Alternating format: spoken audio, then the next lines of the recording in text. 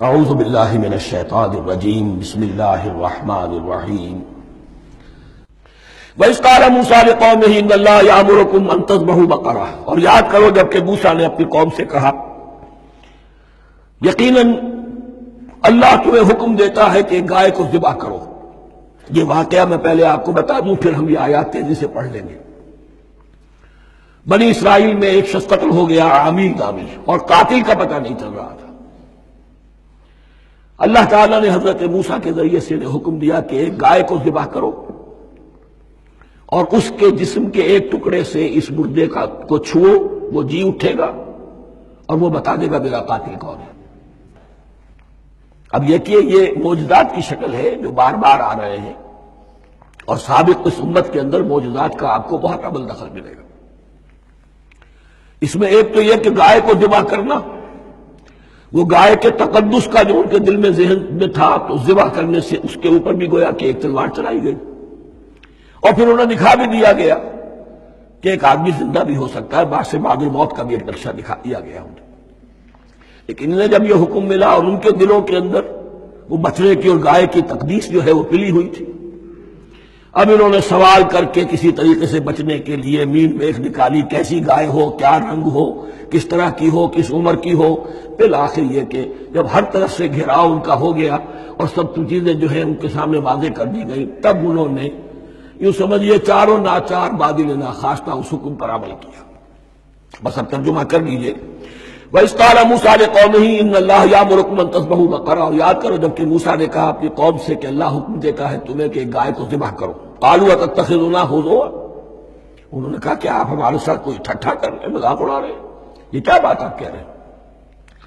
قَالَ أَعُوذُ بِاللَّهِ أَنْ أَكُونَ مِنَ الْجَاهِلِينَ، فرمایا میں اللہ کی پناہ طلب کرتا ہوں اس سے کہ میں جاہلوں میں سے ہو جاؤں، کہ میں ان دین کے معاملات کے اندر استہزاء اور تمسخر کو شامل کر لوں۔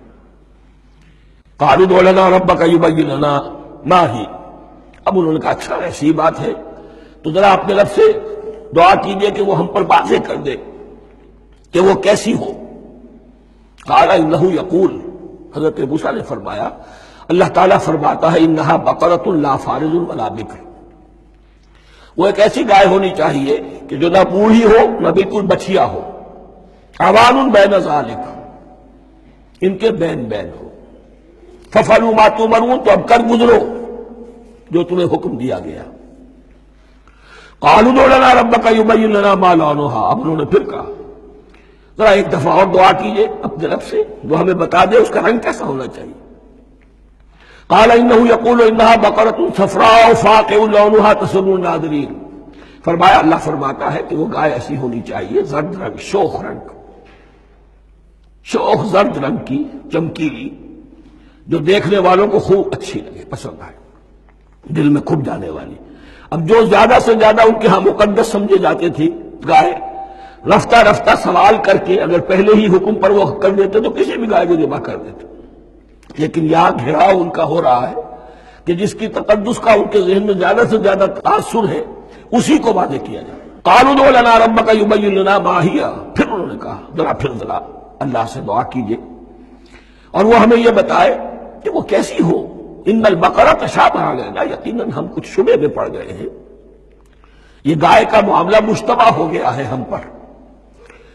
قال انہ یقول، فرمایا اللہ فرماتا ہے انہا بقرۃ لا ذلول تثیر الارض ولا تسقی الحرث، وہ ایک ایسی گائے ہونی چاہیے کہ جو کوئی جس سے مشقت نہ لی جاتی ہو، نہ وہ ہل جوتتی ہو اور نہ وہ رہٹ کا پانی کھینچتی ہو۔ تسیر الارض، نہ تو وہ زمین کو جوتنے میں ہل چلانے میں کام نہیں لی جائے، ولا تسقی الحرث، اور نہ کھیتی کو پانی پلانے کے لیے وہ پانی کھینچنے میں استعمال کیا جائے۔ مسلمتن، اور پوری سالم ہونی چاہیے، یک رنگ، لا شیۃ فیہا، اس میں کسی دوسرے رنگ کا کوئی داغ تک نہ ہو۔ اب کیا کرتے، گھیراؤ میں آ گئے۔ قالوا الآن جئت بالحق، کہا انہوں نے کہ ٹھیک ہے اب تو آپ نے بات جو ہے پوری طریقے سے واضح کر دی۔ فذبحوها وما كانوا يفعلون، تب انہوں نے اس کو ذبح کیا اور وہ کرنے والے نہیں تھے، دل میں نہیں تھا، بادل ناخواستہ۔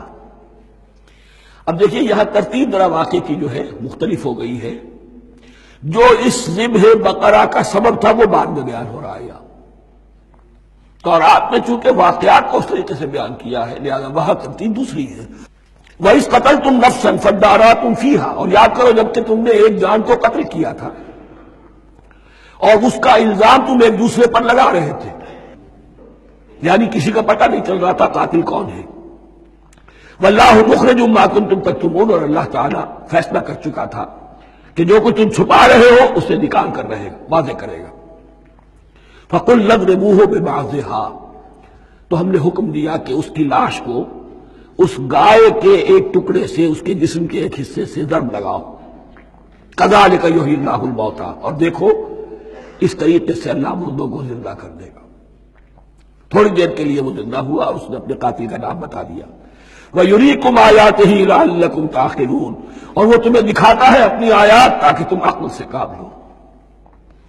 اب جو الفاظ آ رہے ہیں بہت سخت ہیں، بہت سخت ہیں، لیکن ان کو پڑھتے ہوئے درون بینی ضرور کیجیے گا، اپنے اندر جھانکیے گا۔ ثُمَّ قَسَتْ قُلُوبُكُمْ، پھر تمہارے دل سخت ہو گئے۔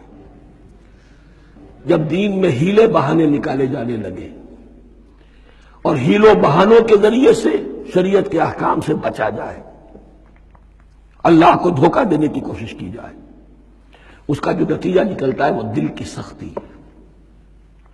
ثم قست قلوبکم، پھر تمہارے دل سخت ہو گئے۔ فہی کالحجارۃ او اشد قسوہ، تو وہ تو اب پتھروں کے مانند ہیں بلکہ سختی میں ان سے بھی زیادہ شدید ہے۔